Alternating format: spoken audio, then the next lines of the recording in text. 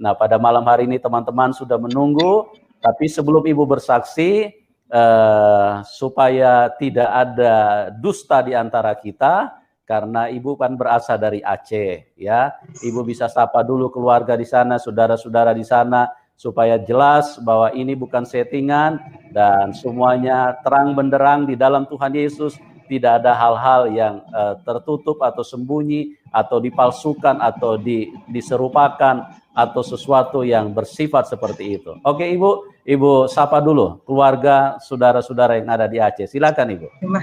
Terima kasih Pak buat kesempatan yang diberikan kepada saya malam ini. Assalamualaikum buat kampung halaman Aceh tercinta, Puhaba Mandum yang nari Gampong, abang, adik, kak, Mandum yang nari Aceh, yang nari Gampong. Semoga sehat walafiat selalu dan selalu sabe Allah sertai di dalam setiap perjalanan saudara-saudara Long yang nari Gampong. Pak, terima kasih Pak buat kesempatan yang Bapak berikan kepada saya menyaksikan cinta kasih Tuhan Yesus kepada saya. Ya, saya berlatar belakang asli dari Aceh, lahir di Aceh, orang tua asli Aceh, besar di Aceh, SD, SMP, SMA, bahkan sampai kuliah pun saya tinggal di Aceh.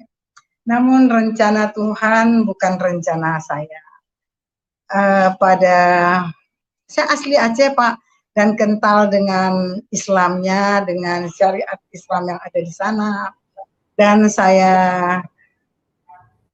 dulu berkerudung, tapi saat ini saya sudah tidak berkerudung Pak.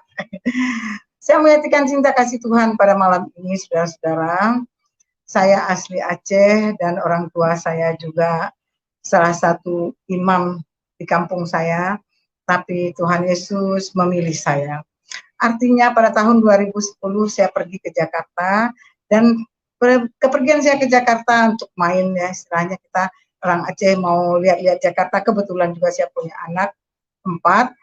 Waktu itu anak saya mau masuk kuliah, saya pergi ke Jakarta untuk anak saya masuk kuliah.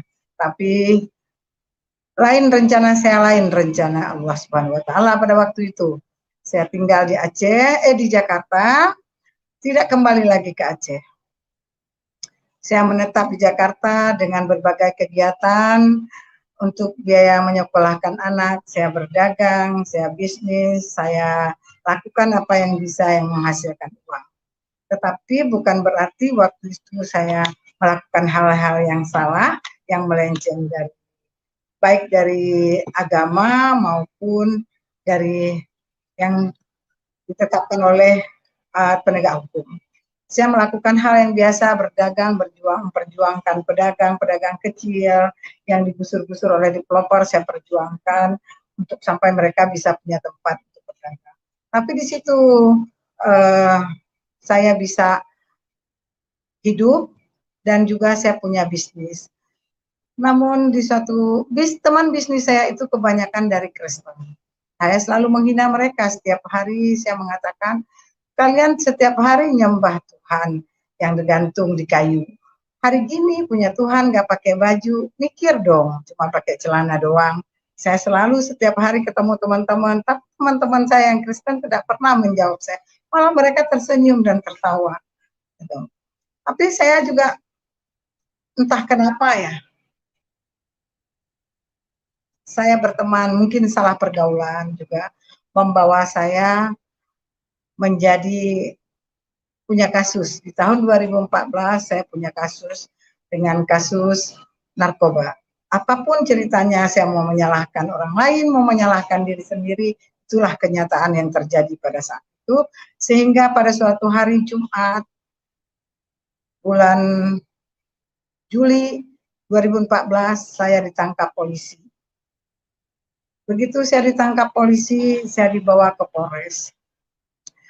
Saat itu saya berpikir dunia sudah hancur bagi saya. Kehidupan ini sudah tidak ada lagi bagi saya. Saya berpikir masuk penjara itu adalah suatu kutuk dan sudah habislah hidup ini. Yang saya pikir waktu itu bagaimana cara mengakhiri hidup saya. Yang saya pikir setiap hari Jumat saya ditangkap, dimasuk sel malam Minggu. Saya membayangkan, saya berpikir saat orang-orang lain tidur, saya berpikir bagaimana caranya untuk bunuh diri ya, atau untuk kabur. Tapi itu suatu hal yang tidak mungkin untuk bisa saya lakukan. Dan nggak mungkin saya bisa lakukan sebagai seorang wanita, saya melakukan, nggak mungkin. Namun pada malam Minggu saya dimasukin dalam sel, pada hari Minggu pagi dibuat pengumuman oleh polisi di situ, siapa yang mau pergi ibadah silahkan bersiap-siap. Nah, di saat saya bersiap, pengumuman itu datang, saya berpikir ada seorang teman di situ.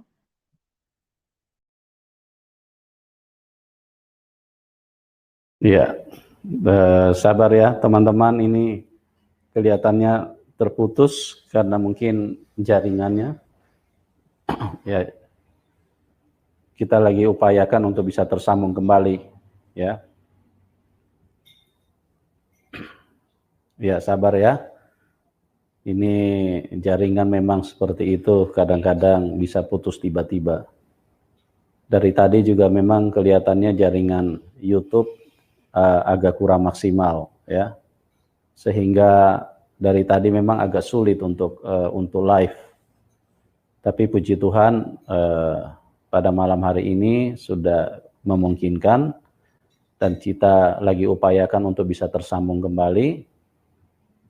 Coba dipandu Ibu supaya bisa masuk lagi. Ya. Ya, Ibu Asmayati supaya diarahkan untuk bisa masuk kembali, ya. Beliau asli dari Aceh dan di dalam didikan agama yang sangat keras, sangat ketat, ya. Dan beberapa tahun yang lalu hijrah ke Jakarta, dan kemudian di tengah-tengah perjalanan hidup kelihatannya mengalami satu masalah sehingga Ibu Asmayati entah terjebak atau bagaimana, sehingga ibu ini ditangkap dan masuk di dalam sel, ya. Karena menurut cerita dari Ibu Asmayati pada waktu itu dia tidak memegang narkoba, tidak mengkonsumsi ataupun juga tidak berdagang, tetapi tiba-tiba pada waktu pemeriksaan ternyata narkoba ditemukan di dalam mobil beliau, dan itu adalah barang bukti yang tidak bisa dihindari, sehingga apa yang terjadi pada waktu itu Ibu Asmayati harus ditangkap dan dimasukkan dalam sel. Dan memang setan merencanakan sesuatu yang berbahaya buat manusia. Setan merencanakan sebuah penderitaan di dalam kehidupan manusia, tapi justru di dalam tahanan inilah membuat Tuhan Yesus bisa menyelamatkan beliau, karena di dalam ketidakberdayaannya pada waktu itu tidak ada kegiatan yang cukup berarti yang bisa dilakukan karena ada di dalam sel, dalam tahanan. Maka pada waktu itu Roh Kudus bekerja tanpa disadari, ibu ini memilih untuk ikut di dalam ibadah gereja yang pada waktu itu disediakan oleh kepolisian, ya. Dan bagaimana kisah selengkapnya kita akan dengarkan kembali. Ya, coba tolong dipandu, segera dipandu ibunya supaya bisa masuk lagi. Ya, kita sedang hubungkan kembali ya teman-teman. Ya, coba cepat dihubungi supaya bisa tersambung kembali. Ya. Dan apa yang terjadi pada waktu di tahanan, ibu ini tiba-tiba mendengar pengumuman dan kemudian pengumumannya untuk disarankan bagi orang-orang Kristen atau pengikut Tuhan Yesus untuk bisa beribadah pada hari Minggu tersebut. Nah, yang luar biasanya Roh Kudus bekerja pada saat itu, dan Ibu Asmayati tidak ada yang suruh, tidak ada yang minta, tidak ada yang arahkan, kepengen ikut secara tiba-tiba pada waktu itu. Dan akhirnya beliau mengikuti ibadah, dan Tuhan Yesus bekerja dengan Roh Kudusnya, dan itu adalah awal daripada perjumpaan Ibu Asmayati dengan Tuhan Yesus, ya. Dan dari situ beliau terus mulai memiliki suatu rasa kerinduan untuk ingin mengenal lebih lagi, ingin memahami lebih lagi, ya. Dan pada malam hari ini, ya oke, ini Ibu Asmayati sudah tersambung. Ya, Ibu bisa dengar? Ya, Pak. Ya, oke Ibu, silakan Bu dilanjutkan. Jadi pada waktu Ibu ketangkap itu karena Ibu sedang membawa narkoba apa bagaimana? Apa Ibu sedang jualan atau Ibu memang pengguna pada waktu itu? Bisa diceritakan lebih lengkap, Bu? Siap, Pak. Pada Ya, waktu itu silakan. ada undangan bisnis, Pak, ada undangan pembicaraan lahan parkir di Kelapa Gading, Pak. Pada waktu itu, Pak, begitu saya turun dari mobil, saya nyebrang jalan, saya mau masuk ke salah satu warung gitu. Di depan warung itu ada mobil Jazz warna merah waktu itu. Nah, mereka menarik saya masuk ke dalam mobil. Dua orang. Dan mereka tanya, saya nggak punya itu. Saya bilang, tapi karena saya jalan pakai mobil saya digeledah, dan mereka bilang saya punya, dan itu dengan ukuran kecil, tapi demi Tuhan saya tidak menyimpan itu pada waktu itu. Pada waktu itu saya nggak menyimpan, tapi mereka ada menunjukkan sesuatu benda sama saya, itu cuma sedikit. Ya, dengan jenis sabu-sabu, dan saya dibawa ke kantor polisi, ke Polres.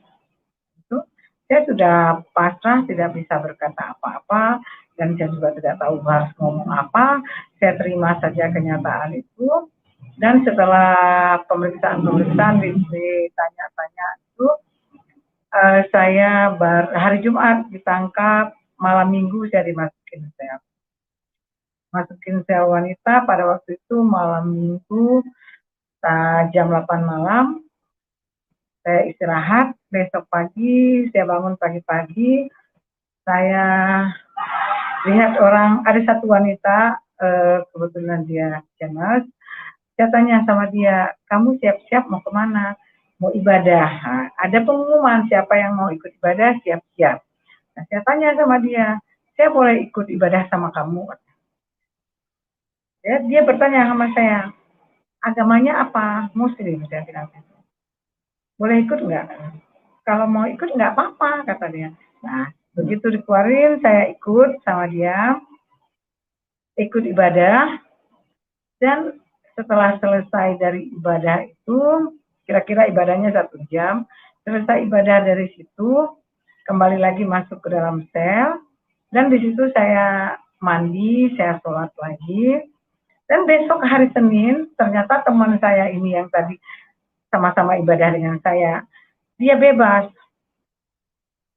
Saya nggak berpikir apa-apa ya, sudah bebas gitu. Nah, namun minggu selanjutnya saya pergi lagi ibadah. Di ibadah selanjutnya saya mengajak teman-teman satu sel, kebetulan kita ada 5 orang waktu itu. Saya ajak teman-teman yang lain, tapi semuanya pada Muslim. Saya ajak. Nah, setelah saya ajak, Mereka ikut, setelah ikut, tapi mereka setengah jam mereka minta balik lagi ke sel. Saya tinggal sendiri, sendiri di situ. Di situ saya dapat Alkitab Perjanjian Baru. Setelah balik lagi ke sel, seperti biasa, saya kembali lagi sholat, kembali lagi saya ya ngaji. Tapi setelah saya baca Yasin setengah, saya teringat dengan Alkitab Perjanjian Baru tadi yang saya dapatkan. Saya baca teguran-teguran dari polisi itu, kamu baca Alkitab? Bukan, saya bilang gitu. Setelah itu berjalannya waktu 1 bulan lah saya di Polres, saya dipindahkan ke Pondok Bambu. Di Pondok Bambu itu saya masih bawa mukena. Saya masih bawa mukena dan saya tidak pernah menyembunyikan jati diri saya bahwa saya asli orang Aceh. Dan waktu di Pondok Bambu itu ada wihara, ada masjid, dan ada gereja. Kita boleh bebas memilih mau kemana saja. Setelah saya diregister, saya melihat di depan saya ada masjid, di kiri saya ada gereja, di kanan saya ada wihara. Selanjutnya saya berpikir, saya kemana? Saya nggak berpikir kemana, saya sudah pasti tujuan saya ke gereja. Tujuan saya sudah saya tetapkan waktu saya di karantina di Pondok Bambu, saya pergi ke gereja. Saya pergi ke gereja, karena di situ saya lihat lagi, waktu di Pondok Bambu saya lihat lagi ada toren, itu tempat pengisian air tinggi. Saya berpikir, saya melihat ke situ, kalau di situ bunuh diri bisa nggak ya? Saya berpikir waktu itu, karena di lain tempat saya lihat kayaknya nggak ada tempat gitu. Di toren itu bisa nggak bunuh diri ya? Saya perhatikan setiap tidur pas menghadap ke toren itu, saya perhatikan di situ ada putih. Teman-teman pernah bilang situ suka ada hantu, suka ada putih, di situ suka ada hantu. Tapi saya mana ya hantunya itu? Saya melihat putih gitu. Tapi putih yang saya lihat itu sepertinya bayangan saya itu nggak cocok buat bunuh diri, itu bukan untuk bunuh diri. Akhirnya register memanggil saya setelah identitas saya ditanya-tanya. Saya keluar dari register, saya langsung menuju ke gereja, dan di pintu masuk gereja itu ada petugas rutan, ada petugas dari lapas. Ya, saya bilang, Bu, saya Islam, saya Muslim, tapi saya mau jadi Kristen. Bisa nggak, Bu? Ibu itu memandang saya, setelah memandang saya, dia bertanya, kamu serius? Iya, Bu. Kalau kamu serius, ya masuk. Saya masuk, saya duduk paling depan di gereja itu, bangku paling depan saya duduk. Ibu petugasnya datang mendatangi saya, saya tanya sekali lagi, kamu serius? Serius. Mari kita berdoa, katanya. Saya tidak mengerti berdoa. Dia pegang tangan saya, ya berdoa. Setelah itu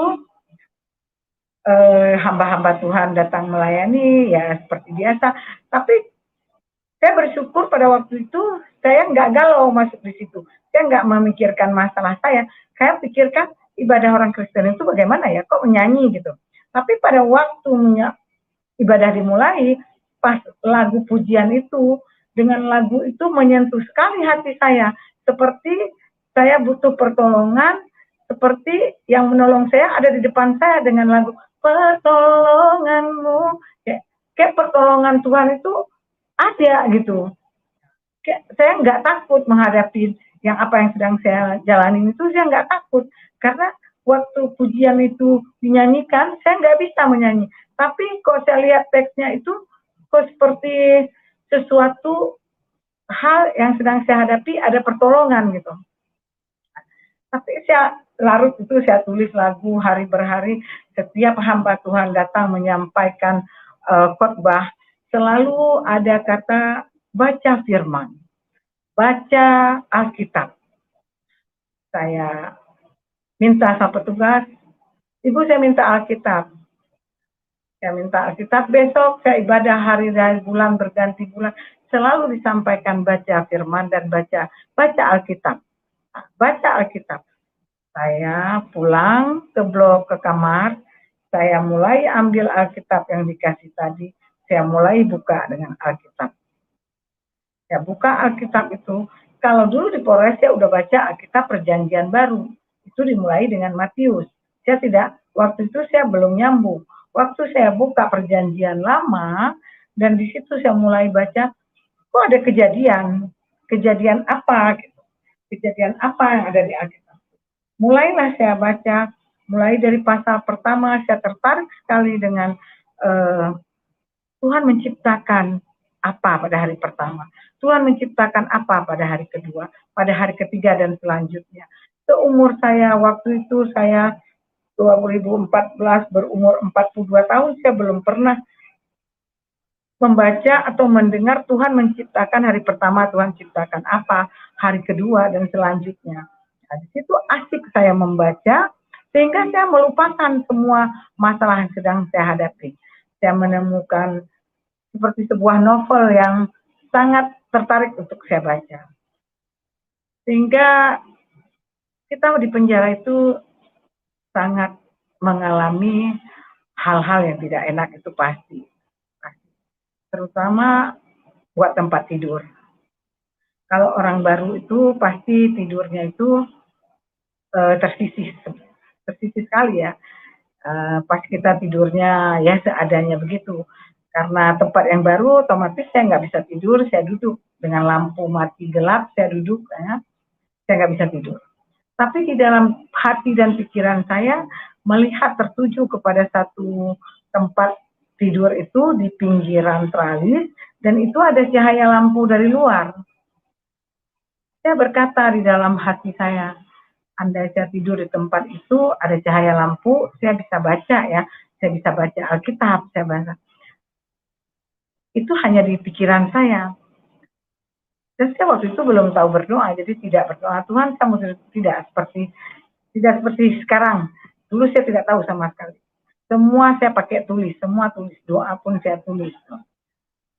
Malam ketiga saya berada di tempat tidur yang tidak enak, 2 malam. Malam ketiga saya sudah ada di tempat yang seperti saya inginkan. Itu dahsyat. Itu dahsyat. Saya nggak tahu bilang, kalau sekarang kan bilang terima kasih, saya tidak ngerti. Kok bisa terjadi seperti yang saya pikirkan ya? Yang dari pikiran, kok bisa terjadi seperti yang saya pikirkan ya? Nah, mulai dari situ, saya mulai baca Alkitab siang malam, saya tidur sebentar, saya bangun lagi baca lagi. Saya bangun baca lagi. Kemudahan demi kemudahan saya alami di dalam penjara. Yang kita pikir di penjara itu kita makan apa, kita pakai apa, kita uang dari mana, semua itu. Tapi saat saya cinta kepada firman Tuhan, di situ saya lihat kemudahan demi kemudahan terjadi. Sampai saya menjadi kepala kamar, sampai saya tidak bayar apa-apa, sampai saya makan pun saya sudah ada teman yang dia jualan di dalam penjara. Dia sore udah bilang, "Mak, makan." Saya pagi udah dia siapin. Saya pikir, kok bisa demikian ya, orang bersusah-susah ya. Tapi saya waktu itu nggak berpikir bahwa itu semua datangnya dari Tuhan. Karena kita semua mengandalkan kekuatan, mungkin karena saya kepala kamar, mungkin karena dia ambil hati saya gitu. Yang waktu itu saya berpikir seperti itu. Tapi yang dahsyat Tuhan siapkan lagi buat saya, di Pondok Bambu di situ saya punya penyakit tumor, di situ saya tidak sadar. Suatu hari hamba Tuhan datang, dia mengatakan, di sini ada yang suka sakit perut, begini, sakit perut kalau datang bulan, dia sakit perut. Saya berpikir, itu seperti saya yang dikatakan. Tapi saya nggak mengerti waktu itu. Sehingga petugasnya datang ke tempat saya, karena dia tahu saya sakit tumor, dia datang, dia mengatakan, itu kamu. Saat itu, saya benar-benar terkagum. Kok begini ya? Kok bisa dia sembuhkan? Paling dia. Nah, saya nggak berpikir bahwa itu karya Tuhan di dalam kehidupan manusia. Ada karya Tuhan yang luar biasa yang Tuhan berikan kepada kita.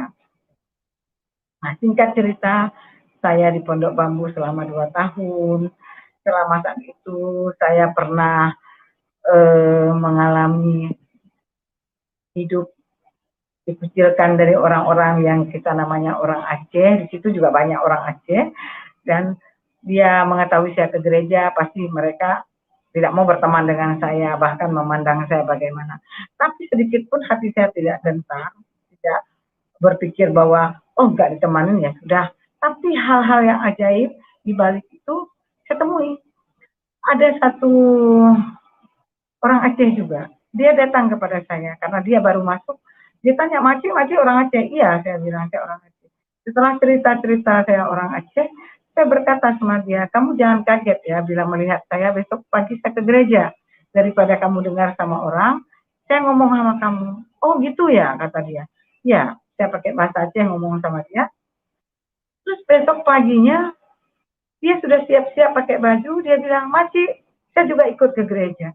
Oh, saya bilang, ayolah kalau begitu. Nah, kami sama-sama menghadapi tantangan di penjara dengan dia. Namun Tuhan berencana lain buat saya. Lagi cinta-cintanya saya. Dengan hukuman saya waktu itu divonis 5 tahun. Dan di Pondok Bambu tidak diterima hukuman 5 tahun. Dipindahkanlah saya ke Semarang. 2 tahun penuh saya belajar di Pondok Bambu. Belajar tentang pujian, belajar tentang siapa itu Yesus, kenapa itu Yesus disalibkan, kenapa Yesus itu Tuhan, dan kenapa Roh Kudus. Kalau saya dulu kan belajarnya Rohul Kudus, tapi di sini Roh Kudus. Dan saya cari tahu, saya cari buku, belajar. Saya tidak menerima begitu saja juga tidak. Karena dengan kekentalan saya, tapi saya ingin tahu, ingin belajar. Siapa itu Yesus?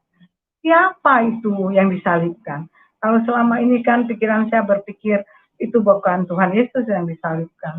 Tapi saya hingga mengatakan, mungkin saya minta maaf kalau mungkin saya mengatakan Kristen itu kafir. Dan kok mereka bisa bilang kafir dan saya sendiri juga bilang kafir. Kenapa saya tidak cari tahu, tidak belajar dulu, baru saya bisa membuat keputusan itu kafir atau tidak. Sehingga saya belajar, mencari tahu, mencari buku-buku tentang Roh Kudus. Saya dipindahkan ke LP Wanita Semarang. Di dalam perjalanan ke Semarang, saya berdoa, berkata sama Tuhan, Tuhan, saya percaya ada sesuatu hal yang Tuhan mau tunjukkan kepada saya di LP Wanita Semarang. Berangkat dari Jakarta ke Semarang, ya tetesan air mata itu pasti ya.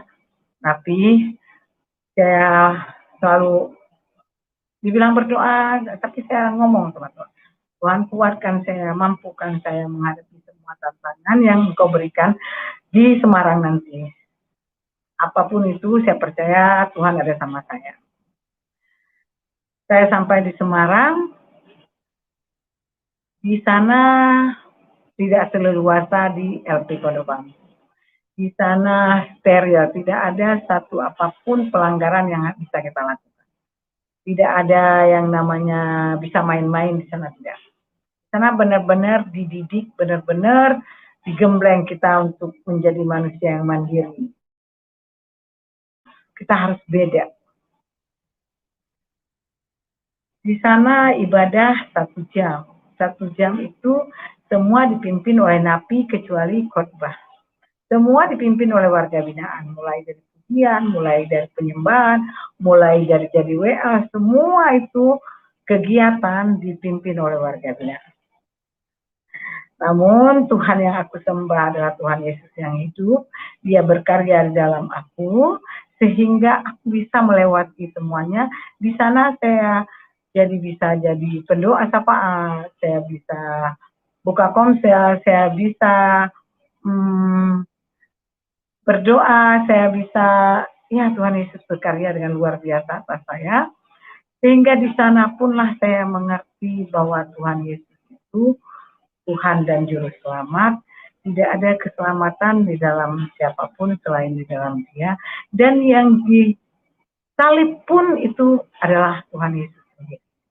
Di sanalah saya mengerti, di sanalah saya mendalami tentang kekristenan, di sanalah dengan waktu 1 jam saya beribadah dengan lebih sungguh-sungguh, Setiap hari kita boleh di sana mendengarkan firman, kita dikasih kesempatan untuk memiliki fasilitas radio. Jadi radio itu ya tergantung kita mau pakai channel yang mana. Kebetulan saya juga pakai channel yang selalu ada khotbah, pujian, penyembahan, semuanya saya belajar lewat radio otodidak beneran. Selanjutnya, tantangan juga bukan hal yang mudah di sana. Di dalam kamar kita punya isi kamar itu 40 orang dan bahkan hampir 50 orang. Nah, di sana saya di dalam kamar buka komsel, buka ibadah malam. Dengan kita hanya ada 5 orang. Namun di 5 orang itu kalau kita mau Tuhan jamah. Namun teman-teman sekamar itu pun juga bukan hal yang mudah, kita harus bermacam ragam, bahkan negara juga ada di sana, bukan hanya daerah se-Indonesia, tapi negara juga ada. Ada yang senang dengan apa yang kita kerjakan meskipun itu baik, ada yang tidak senang. Ada yang melaporkan saya bahwa saya membawa orang-orang di kamar itu untuk menjadi Kristen.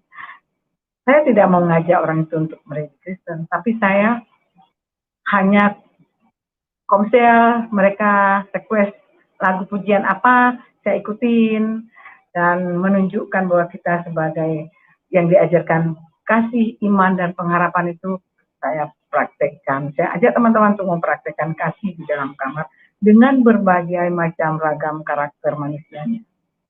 Saya puji Tuhan, Tuhan sertai perjalanan saya di Semarang, sehingga saya dipanggil ke lapas, dipanggil KPLP untuk saya tidak boleh ibadah, tidak boleh bergereja, karena saya berlatar belakang dari Muslim dan memang KTP saya dari Muslim.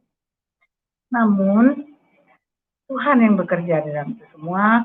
Petugas minta syarat saya harus ada surat dari keluarga, pernyataan dari keluarga bahwa saya sudah bukan lagi Islam, tapi saya sudah menjadi Kristen. Oke Bu, saya bilang. Saya tadi bertanya, apakah surat itu Bu untuk mempertanggungjawabkan saya? Karena setahu saya sudah berusia di atas 40, itu saya sudah bisa mempertanggungjawabkan diri saya di hadapan Tuhan dan di hadapan manusia. Apakah masih perlu surat seperti itu? Oh perlu. Oke. Tuhan bekerja lewat anak-anak saya, memberi izin kepada saya, dan mereka mengirimkan surat pernyataan bahwa orang tuanya sudah Kristen, sehingga saya kembali lagi boleh ikut ibadah sampai saya menyelesaikan pendidikan saya di sana 2 tahun. 2 tahun di Semarang, 2 tahun di Pondok Bambu. Saya bebas tahun 2018. 2018 saya bebas, saya kembali lagi ke Aceh. Karena saya masih punya orang tua. Saya kembali lagi ke Aceh.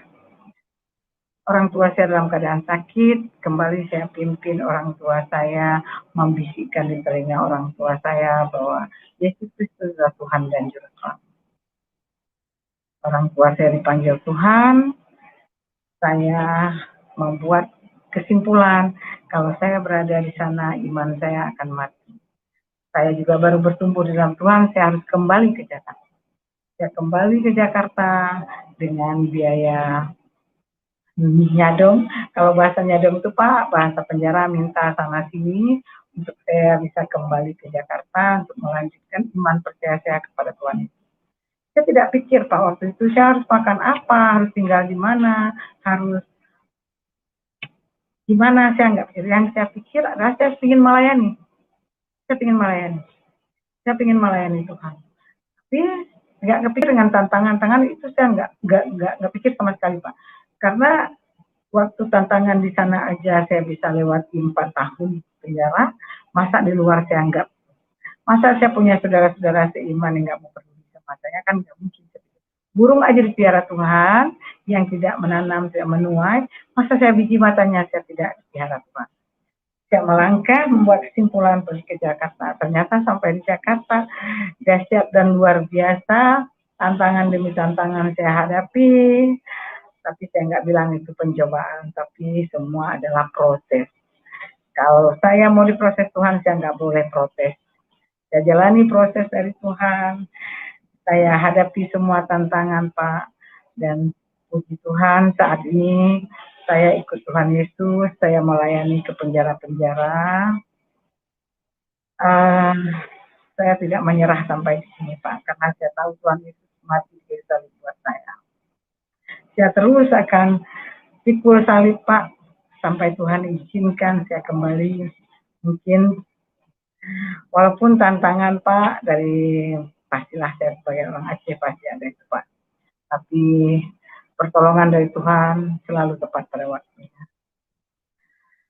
Dan kabar sukacitanya, Pak, saya mengikuti Yesus. Penyakit saya yang dari tumor tadi tidak saya rasakan lagi. Biasa hidup dia, Pak, sekarang sudah tidak ada lagi. Dan saya telah boleh bersenyum sukacita bersama Tuhan karena dia sembuhkan semua penyakit, terutama penyakit hati. Saya bersyukur, Pak. Dulu saya nggak bisa mengampuni. Orang yang berlaku jahat kepada saya nggak bisa mengampuni. Pasti saya akan berkata, saya akan balas. Tapi sekarang saya bisa mengampuni. Gimanapun orang menyakitin, bagaimanapun orang berkata, bagaimanapun saya awalnya nggak bisa. Saya bilang sama Tuhan, gimana cara mengampuni? Setiap disakiti orang mungkin saya hanya bisa menangis, tapi Tuhan berkata, berbisik lewat Roh Kudus yang selalu memimpin saya berkata, lakukan bagianmu. Bagian saya apa Tuhan? Bagian saya bagaimana Tuhan? Saya dapat jawaban dari firman-Nya, mengampuni. Firman itulah firman Tuhan yang menguatkan saya, firman Tuhan yang mengajarkan saya, firman Tuhan inilah Alkitab, Injil yang saya dapatkan, yang saya percaya sampai dengan hari ini. Itu yang menyelamatkan hidup saya, yang memberikan saya pengharapan, yang memberikan saya pengetahuan demi pengetahuan tentang kehidupan ini. Terutama tentang kasih. Sampai Tuhan mengajarkan kasihi musuhmu. Saya belum pernah, Pak, belajar itu mengasihi musuh. Doakan musuhmu. Dahsyat, kok bisa kita disuruh mendoakan musuh? Itu luar biasa, Pak, yang saya rasakan bersama Tuhan Yesus. Kasih anugerahnya yang menyertai saya setiap saat ini sungguh membawa saya kepada kehidupan yang tadi saya pikir di penjara itu sudah habis, sudah nggak ada lagi kehidupan, sudah mendapat kutuk saya, sudah nggak ada lagi hari esok buat saya, sudah nggak ada lagi cahaya kehidupan buat saya. Tapi setelah ketemu dengan Sang Juru Selamat, di penjara itu menjadi suatu firman Tuhan yang saya ingat di Roma 8 ayat 28, bahwa kita tahu sekarang bahwa Allah turut bekerja dalam segala hal untuk mendatangkan kebaikan. Walaupun awalnya kita nggak melihat bahwa itu kebaikan. Masuk penjara mana bisa, Pak, baik? Mana bisa ada kata itu bahwa masih ada hari depan yang penuh dengan harapan itu. Nggak ada. Alkitablah yang mengajarkan saya bahwa di dalam Yesus Kristus ada keselamatan, di dalam Yesus Kristus itu ada pengharapan, dan kasih, sukacita, dan damai sejahtera itu yang nggak pernah habis. Kasihnya yang luar biasa kepada saya, yang saya nggak bisa bayar dengan apapun mungkin, Pak, ya. Hidup saya nggak bisa saya gantikan dengan apapun. Dengan kematian Tuhan Yesus di kayu salib menebus hidup saya, dosa saya, sedangkan saya udah bawa dosa itu dari lahir.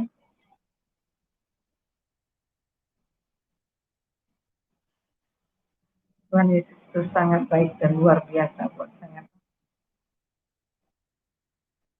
Saya berterima kasih, bersyukur karena kasih anugerahnya yang begitu besar, sehingga saya dipilih Tuhan, tuntun oleh Roh Kudusnya, yang sama sekali tidak pernah mendengar tentang Yesus, bahwa dia Tuhan dan Juru Selamat, yang sama sekali tadi tidak pernah tahu tentang siapa Yesus, apa itu Kristen.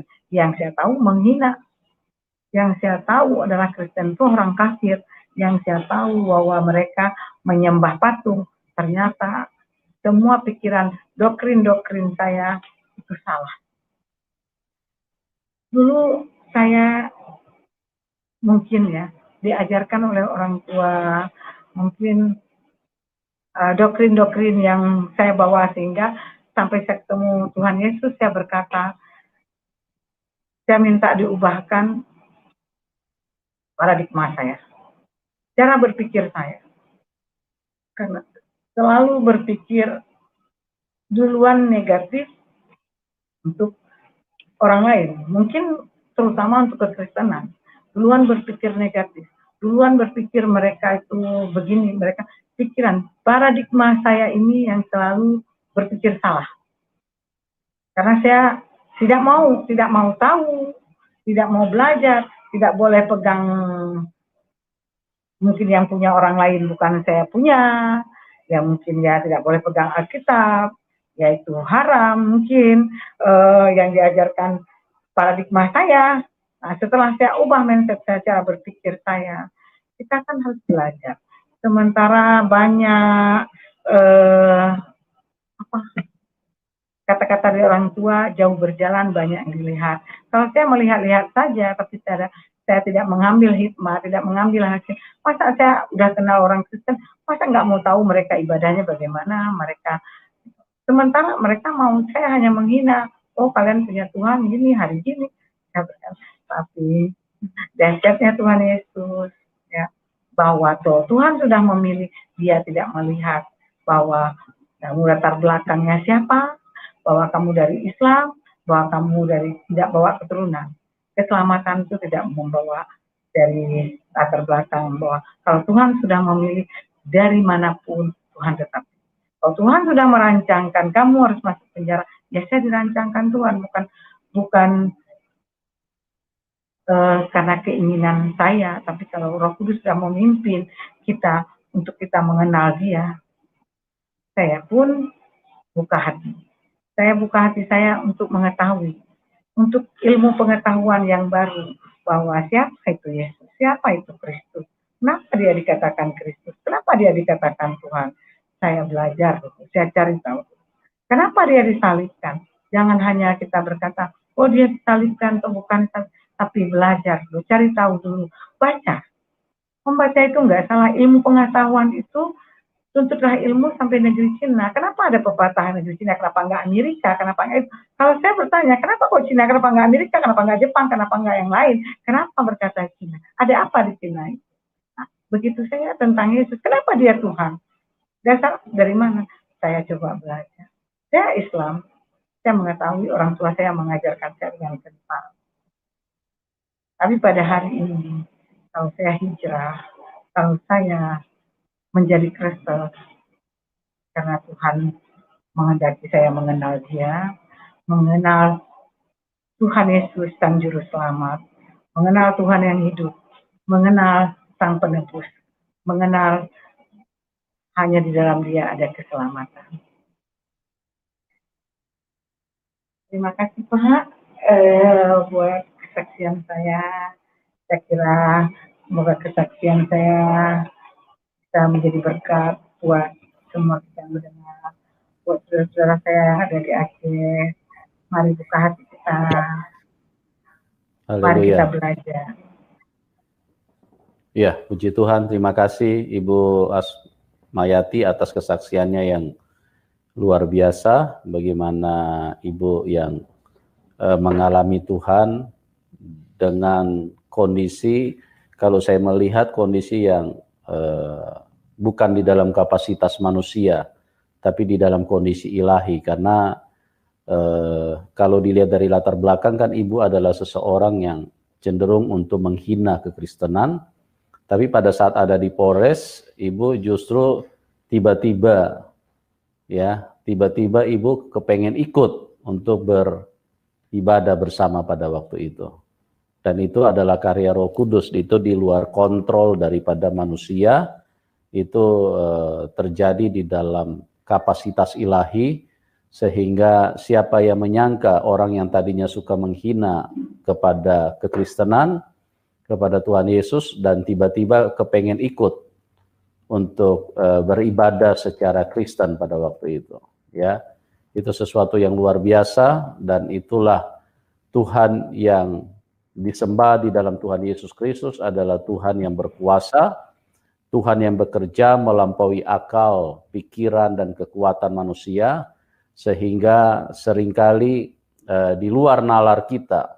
Kok bisa begini, kok bisa begini? Ya bisa, karena Tuhan yang bekerja, ya. Karena banyak juga orang bertanya, kok Tuhan bisa menjadi manusia? Ya, Tuhan mau menjadi manusia sangat bisa. Kalau manusia menjadi Tuhan, itu yang tidak bisa, yaitu mustahil, ya. Karena banyak orang yang suka dibesar-besarkan oleh orang lain, tidak banyak, maksudnya ada orang yang dibesar-besarkan orang lain, tapi dalam kapasitas manusia. Tetapi kalau Tuhan Yesus, dia adalah memang Tuhan dari sononya, sebelum manusia ada, dia sudah Tuhan, sebelum alam ada, dia sudah Tuhan, sebelum apapun ada, dia sudah Tuhan, karena dia yang awal, dia yang akhir, dia yang pertama, dia yang terkemudian. Itulah hakikat daripada Tuhan Yesus, dan Ibu Asmayati mengalaminya secara supranatural, dan lebih diteguhkan lagi pada saat Ibu dipindahkan ke rutan Pondok Bambu, ya, pada waktu itu, ya. Dan di situ Ibu Asmayati sepertinya kayaknya sudah melupakan keyakinannya yang sebelumnya, ya, sehingga pada waktu itu terlihat jelas bahwa ingin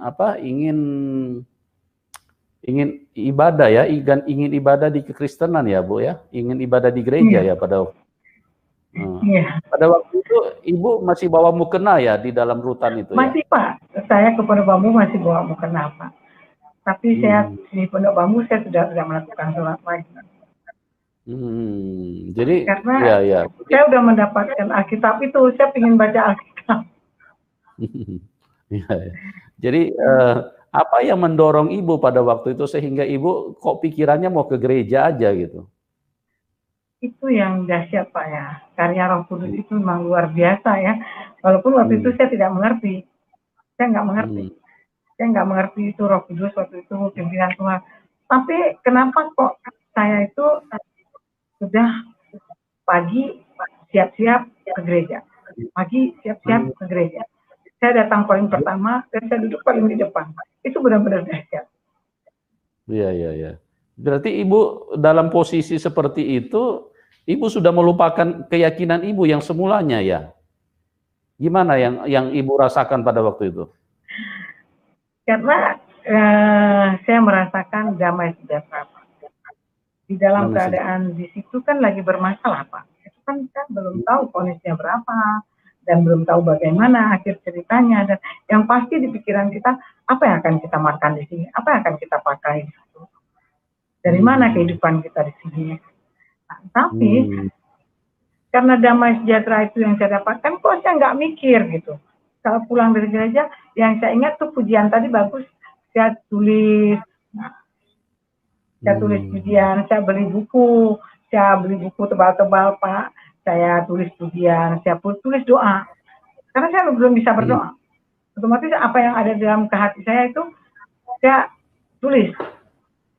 Gitu, dan ya? saya juga sempat, Pak, ya, punya teman-teman di Pondok Bambu. Saya nggak bisa, saya selalu bawa, tolong nyanyiin dong, saya bayar. Saya bayar dulu, dan saya coba berdoa. Saya ingin mendengar, mereka kan udah bisa berdoa, ya, namanya mereka Kristen, ya. Saya kan belum. Nah, saya harus bayar juga. Nah, itu ya, mungkin ya namanya di penjara, Pak, kan semua dimanfaatin untuk bisa jadi uang. Iya, luar biasa, ya. Jadi saking hausnya, saking rindunya sampai mau bayar orang untuk catat lagu-lagunya, ya. Iya, Pak, itu memang saya rasa setelah kesini, Pak, ya, saya rasa kok saya bisa haus dan lapar begitu sama Tuhan itu. Iya. Ibu sudah lupa pada waktu itu kalau dulu Ibu adalah orang yang suka mengolok-olok, ya. Oh, Tuhan tidak pakai baju. Tapi kalau bagi orang yang ada di dalam kamar saya itu Muslim, saya suruh mereka sholat. Saya marah kalau mereka tidak sholat. Yang gereja juga saya paksain harus ibadah. Saya akan tanya, kenapa kalau yang nggak ibadah, kenapa tidak ibadah? Kalau yang Muslim juga gitu. Yang nggak bisa ngaji, saya paksakan untuk harus bisa ngaji. saya ajarin gitu. Tapi untuk saya sendiri, saya sudah tertarik dengan yang saya punya sekarang, jadi bukan berarti saya orang juga saya larang, enggak, saya harus maghrib harus sholat berjamaah. Iya. Oke, terus bagaimana reaksi keluarga Ibu setelah Ibu terima Tuhan Yesus? Bagaimana reaksi keluarga, dari anak atau dari keluarga lain, gimana Bu reaksinya? Kalau dari anak terutama Pak ya, mereka tidak bermasalah. Mereka mendukung saya selama itu baik, selama itu saya sebagai orang tuanya memandang itu baik dan itu positif. Dan walaupun saya pernah di penjara, jangan pernah saya melakukan hal-hal yang melanggar. Jadi kalau memang itu pilihan mama, ya silakan. Ya, mereka mendukung. Sekalipun mereka sakit, ayo taruh tangannya di mana yang sakit, saya berdoa mereka terima. Nah, tapi buat keluarga besar itu satu tantangan. Buat keluarga besar, ya keluarga besar pasti satu tantangan. Ya namanya kita nggak pungkiri ya apa yang sudah diajarkan turun temurun itu, karena itu paradigma yang tadi. Nah itu yang memang punya tantangan Pak, tapi saya percaya satu orang bertobat di rumah Tuhan selamatkan pada waktunya Tuhan, bukan waktunya saya. Saat ini sudah pernah balik ke Aceh belum Bu? Sudah 2018 Pak, sampai sekarang belum Pak. Sampai sekarang belum Pak, pergi dulu dengan mereka tidak boleh kasih uang dan dengan minta uang sana sini dengan utang Pak, pergi ke Jakarta untuk melanjutkan karya Tuhan dalam hidup saya, sehingga saya nggak mikir bahwa tinggalnya pernah tinggal di rel kereta Pak, bukan tinggal kereta api dari ujung ke ujung, pernah numpang sama teman-teman yang sama-sama masih di sana dulu, atau pesantren dulu, numpang sana sini. Tapi saya tetap ya ikut pelayanan penjara-penjara, karena saya berasal dari penjara. Saya kembali ke penjara bukan sebagai napi, tapi sebagai saksi Tuhan. Bahwa saya diselamatkan di sana. Luar biasa ya, Tuhan Yesus sangat baik, Tuhan Yesus sangat dahsyat, Tuhan Yesus sangat real, sehingga Ibu Asmayati benar-benar diubahkan, dan saat ini beliau menjadi saksi Tuhan. Dan pada malam hari ini Tuhan memberi kesempatan kepada Ibu Asmayati untuk menjadi berkat bagi kita dengan bagaimana Roh Kudus sudah bekerja dan memindahkan kehidupannya untuk sekarang bisa menjadi saksi dari Tuhan Yesus. Dan terima kasih buat semuanya, kami sangat mengasihi Anda semua, kami sangat menghargai Anda semua. Doa kami supaya setiap kita mengalami kebaikan Tuhan dan diberkati oleh Tuhan di dalam kehidupan ini, ya. Dan juga terima kasih buat Ibu Asmayati supaya Ibu tetap setia, tetap kuat, dan tetap luar biasa di dalam pelayanan, dan semakin berbuah lebat bagi Tuhan Yesus. Oke, buat semuanya, ya terima kasih ya, dan Tuhan Yesus memberkati kita semua, dan salam kemenangan buat kita semua. Amin.